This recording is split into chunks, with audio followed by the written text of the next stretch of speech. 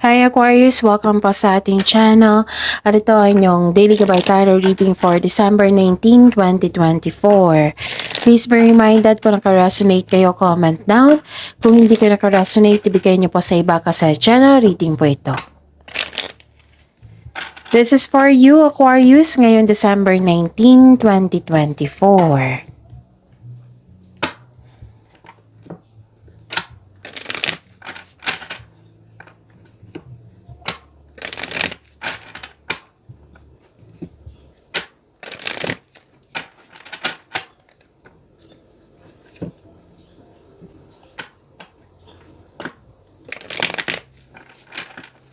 This is for you, Aquarius, ngayon December 19, 2024. Maraming salamat po sa inyong patuloy na suporta. Okay, maraming salamat din po sa mga hindi nag-skip ng ads. Gamitin ang reading na ito bilang gabay lamang sa mga hindi pa nag-subscribe. Subscribe na po kayo at click bell notification para malaman nyo na may bago tayong video. Para sa mga gustong magpa-reading po, may lumabas dyan sa screen nyo ngayon. Panoorin nyo po at sundin ng instruction. Calling the attention sa mga suki ko dito na Aquarius, open na po ang inyong monthly gabay tarot reading for December 2024. May 6 months from now reading tayo at love life reading po. So message me, Aquarius, for schedule. Maraming salamat po. Spirits Guide, mga ganap po para kay Aquarius ngayong December 19, 2024. I need 3 cards po.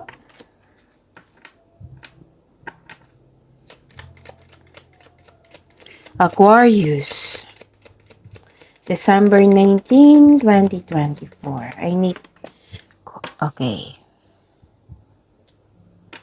Another ganap po. Ganap para kay Aquarius.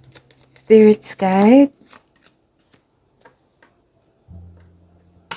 Okay.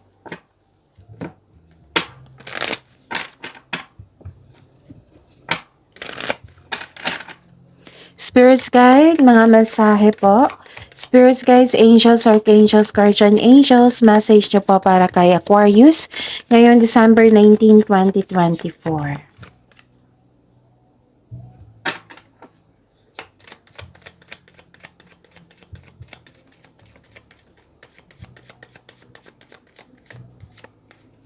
Okay. Aquarius, ngayon December 19, 2024, stop overthinking kasi hindi yan nakakabuti sa'yo. Kasi overthinking can steal your opportunities, happiness, madidrain din yung energy mo yan. So stop overthinking kahit analyzing yan. Basta overanalyze, overthinking, stop it. Okay? So how to stop overthinking? Bigyan ng solusyon. Kung hindi pa kaya, then change the channel. And isearch nyo sa Google kung hindi nyo alam yung process nito, yung time for reflection at mindfulness skills. Yan, makakatulong yan sa inyo na to stop overthinking. Okay? Tapos, yun, may offer proposal. Ako nakikita dito, nagkaroon kayo ng usapan sa isang tao. Pwedeng may nag-promise sa iyo. Pwedeng sa career and money to na may signing of contract, may long-term agreement, may long-term commitment. Pwede din ito sa buhay pag-ibig na may nag-propose, may kasal, ikakasal, may nag-uusap sa marriage contract. Pwede din kakapasok lang ng relasyon. Kakabigay mo ng oo at kakatanggap mo lang ng oo. Ganon. At nakikita ko rin dito yung hope and healing. Wow, ang ganda naman. Hope and healing and personal growth. Actually, parang nagsaliksik kayo dito sa internet. Parang may makuhang kaalaman or clarity. Nakatanggap kayo ng blessings, marami kayong ideas na gustong bigyan ng aksyon. And this is hope and healing, ha? Nakita ko dito. At saka personal growth. Wow, ang ganda naman. So, yun, ang sabi po ni Archangel Raziel dito, use your God-given power and intention to manifest blessings in your life. So, take back your power. Okay? Sabi yan ni Archangel Raziel. And healthy lifestyle. Sabi po ni Archangel Raphael, eat a healthful diet, get adequate sleep, and exercise regularly for optimal health. Okay? So, yon. Okay? Spirits guide, energy po ni Aquarius ngayon December 19, 2024.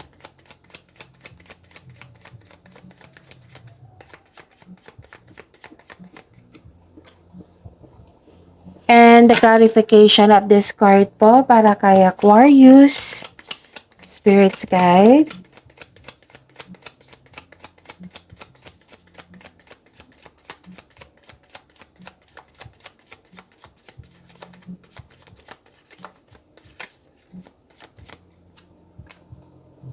Okay.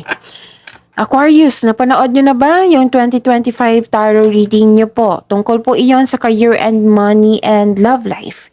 Na-upload po. Oo, na-upload po nung December 16, 2024. So, panoorin nyo po. Hanapin nyo po sa channel natin. And panoorin nyo rin po yung December 17 na weekly gabay tarot reading nyo na nakafocus sa career and money. Okay? So, yun. Kung may narinig kayo or may nakita kayong repeating message, meaning to say, pinupush ng cards nyo yan, kasi ang ilan sa inyo hindi pa binigyan ng atensyon. Na kung maaari din po, bigyan nyo po ng solusyon at aksyon. Remember, Aquarius, at the end of the day, alam mo na ikaw lang taong may kakayahan at responsable na gumawa ng sarili mong katotohanan at kinabukasan. Kung may narinig kayong ingay, nag-music po yung kapitbahay namin. So, expected ko yan kasi malapit na yung holiday. So, kailangan natin ng mahabang pasensya. So, focus kayo sa mensahe and don't worry, nakafocus ako sa reading natin ngayon. Okay? Kailangan lang natin ng pasensya at pag-unawa. Okay, so yun. Ano yung energy ni Aquarius? Okay. Nakita ko dito na nagkaroon po ng slowing down. You're slowing down, Aquarius. Nag-exercise kasi yung patience, okay? Exercising patience. Nagbigay ka ng mahabang pasensya. Kasi nagkaroon ng delay. Pwedeng delay ito sa paggawa ng desisyon. Delay sa paggawa ng desisyon kasi may tutol, pwede. Pwede delay sa paggawa ng desisyon kasi nalilito ka. Pwede delay sa paggawa ng desisyon kasi yun nga, may hinihintay ka. Pwedeng may delay kasi may hinihintay ka. Pwede din na delay sa travel. Yun. Okay, so pero ang ganda kasi naunawaan mo naunawaan mo na you're slowing down, nagbigay ka ng mahabang pasensya. Okay? So, they are, itong delay na ito, they are divinely timed to highlight an important realization. Something you need to recognize bago ka magpatuloy sa iyong gawain. Sabi ko naman sa inyo na kung may delay, may dahilan yan. Okay, may dahilan yan na ipaparealize sa iyo. Okay? So, they are divinely timed. So, kailangan talaga, tama itong gagawin mo na magbigay ng unawa, slow down lang. Slow down para hindi kayo mainip. Para hindi din kayo mainip, make yourself busy. Okay? Make yourself busy. Huwag kayo mag-focus sa outcome. So, yun. Ano pa? Nakita ko dito na nagkaroon po ng, kung dati, last week, last month, the other day, nagkaroon ng kompetisyon, rivalry, pwedeng selos, inggit. Now, kasi nag-decide kayo ngayon na kasi sumusobra na exaggeration, nakikita ko dito, sumusobra na. So, you are finding a solution. You're finding a solution kasi may tao dyan na maraming masasakit na sinasabi, may away, sumusobra na. So, naghahanap ka ng solusyon. Pero ang sabi ng card dito, hanggat maaga, iwasan mo na lang. Hanggat maaga, iwasan mo na lang. Kung gusto mo mag-move forward, kung gusto mong ipaglaban, kung may chances, lalo na't nasa tama kayo, kailangan mong ipagtanggol ang sarili mo. kailangan mong ipagtanggol ang iyong sarili laban sa maling paratang ng taong ito. Do a legal move kung kinakailangan. Okay? Kung ayaw mo na sakit sa ulo, then iwasan mo na lang. Kung parati mo siyang kasama, then put boundaries, limit yourself. Yung wag mong hayaan na mag-take advantage siya sa'yo. Okay? So, yon. Huwag mong ipaalam sa kanya para walang, hindi na kailangan na pagsalitaan siya. Yung naging salbahe siya, magiging salbahe ka din. Huwag. Hindi kayo ganun. So, hayaan mo siya na mapagod din yan basta hindi mo siya bigyan ng pansin. Oo. So, yun.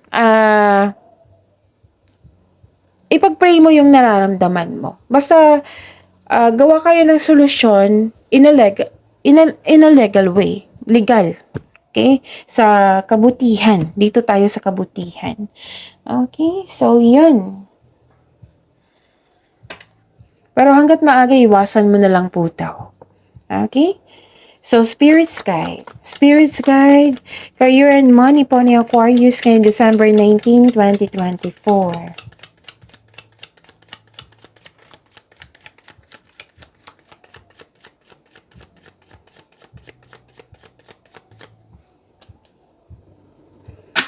And the clarification of this card po.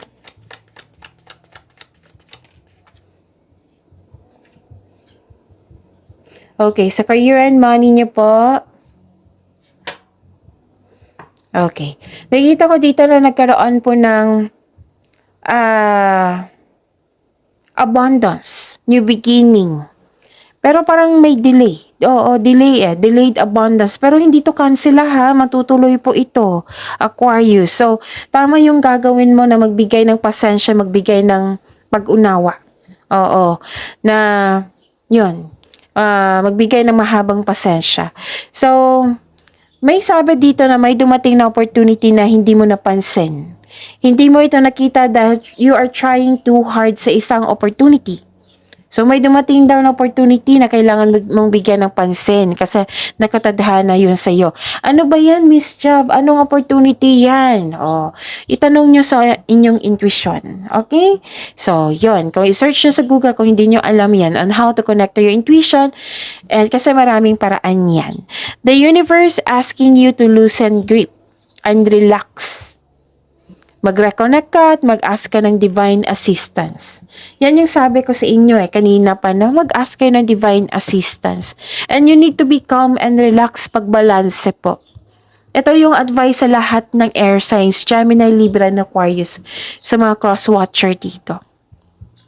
Pansinin nyo, pinagkalma kayo ng universe. Mag-relax daw kayo. Okay? Huwag pa magpasobra sa kakaisip, huwag magpasobrang yung magpagod. Kailangan ng magkalma, maging balanse, mag-relax kayo. Kung nakaramdam kayo ng pagod, magpahinga. So, nagkaroon ng delay habaan yung pasensya nyo kasi may divinely timed yan na ipaparealize sa'yo. And may loss of money ako nakikita dito. Loss of money, pwedeng nagasta na wala kinuha na damage. Kung, like for example, gusto nyo gumasta ngayon, pag-isipan nyo na mabuti kung kailangan mo ba. Okay? Pero at the end of the day, kayo naman po yung masusunod. Kasi pera nyo yan, buhay nyo po yan. Kailangan lang pagbalanse po dito. Yan yung advice sa lahat ng air signs. Belong kayo sa air signs, Aquarius. Okay? So, yun. Kailangan ng pagbalansa. You need to be calm, relax, and listen to yourself. Listen to your intuition. Etong delay na ito, matutuloy po iyan. Hindi po yan cancela. Matutuloy po iyan. Don't worry.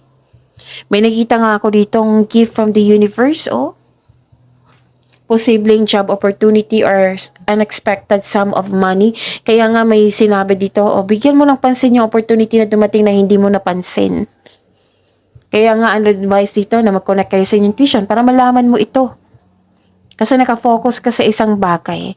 I am sure yung opportunity na na binigay sa inyo na hindi mo pa napansin, makapagbigay sa iyo ng job opportunity niyan or unexpected sum of money. Kasi kitang-kita ko dito na may gift from the universe.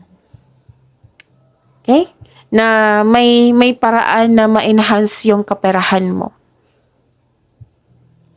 Na may pagbabago. Itong pagbabago na ito is, ano ba ito improvement sa inyong career and money. Okay? So, yon. Wag mawalan ng pag-asa. It might mean na-distract ka talaga sa isang tao. Or sa distraction man na dyan sa career and money mo. So, balik kayo dito sa focus nyo sa opportunity na binigay sa inyo na kailangan yung bigyan ng pansin kasi magbibigay ng kaunlaran sa inyo. Pili kayo. Oo, pag-isipan nyo ng mabuti. Na doon kayo mag-focus sa hindi nyo makontrol, lalo na yung pag-uugali, or mag-focus kayo sa binigay ng universe sa inyo na magbibigay sa iyo ng kaunlaran. Diba? Dito tayo sa kaunlaran. Pag-isipan niya ng mabuti. Tapos be confident. Huwag kayong mag-give up. Tapusin mo yung mga ginagawa mo dyan. Okay? Tapos, magtiwala sa inyong sarili. Huwag mag-self-pity ha. Nakakasama po iyan. You have to believe in yourself, Aquarius. Baka pagod lang kayo, kaya nag-self-pity kayo. Kasi usually, pansinin natin, di ba usually self-pity, pagod na yan eh. Pagod, kailangan ng pahinga.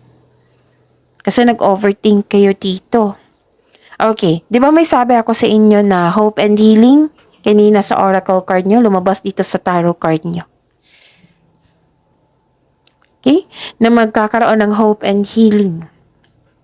Kaya nga andito si Archangel Raphael. Mag-balance diet kayo or tamang tulog, tamang exercise, and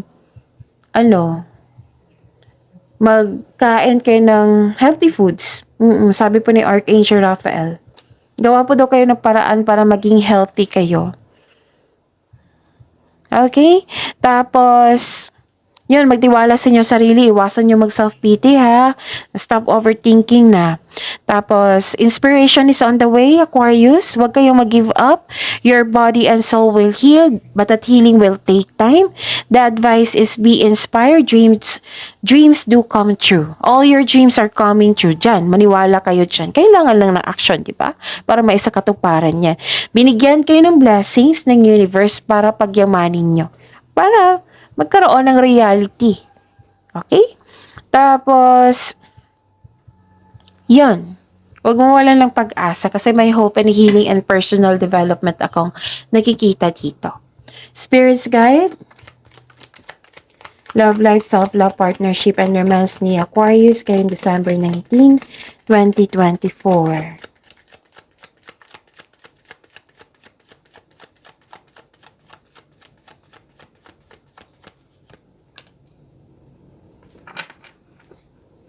And the clarification of this card po.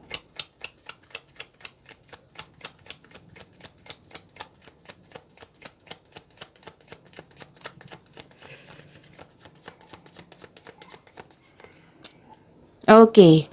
Maraming salamat po sa patuloy na tiwala at suporta sa ating channel.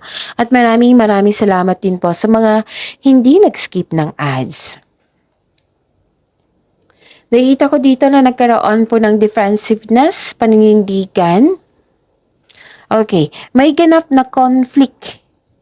Okay, may ganap na conflict. This card tells you to speak up for your needs and be willing to hear your partner's side also. Pwede din conflict to sa ibang tao na hindi lang sa partner mo.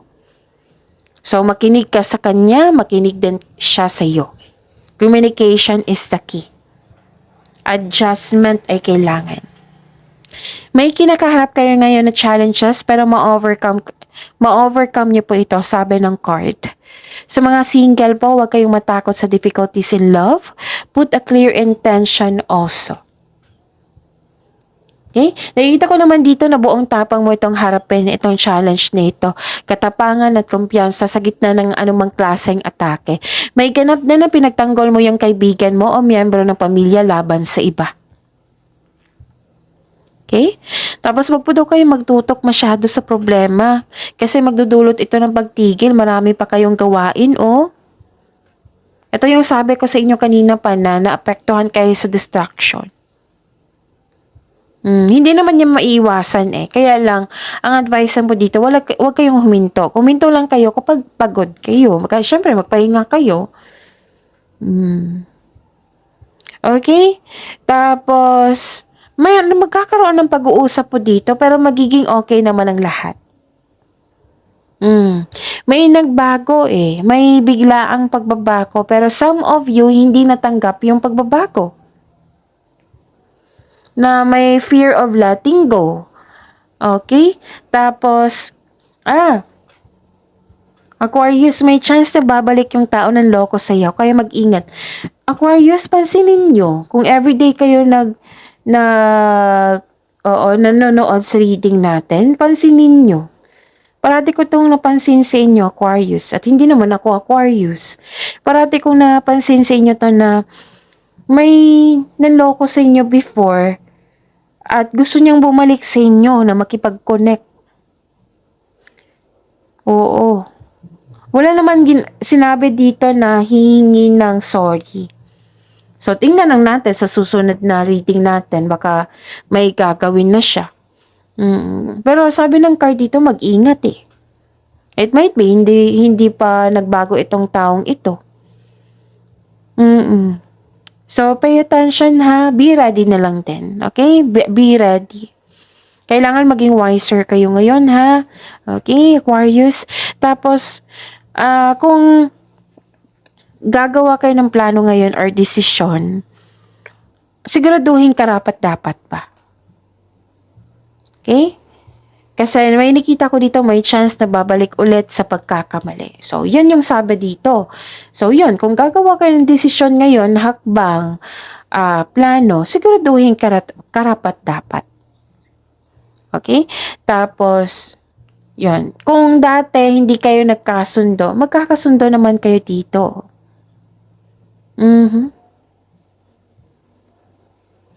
Yun. So, napansin ko talaga yan na may babalik sa inyo na pwedeng maghihingi ng sorry. Basta may babalik sa inyo. Abangan na lang natin kung sa susunod na kung ano yung hakbang, okay? Pag-imanin nyo po yung blessings sa binigay sa inyo, Aquarius. See you tomorrow. Please like, subscribe, and click the button for notification para updated po kayo sa daily tarot reading natin. Maraming salamat po.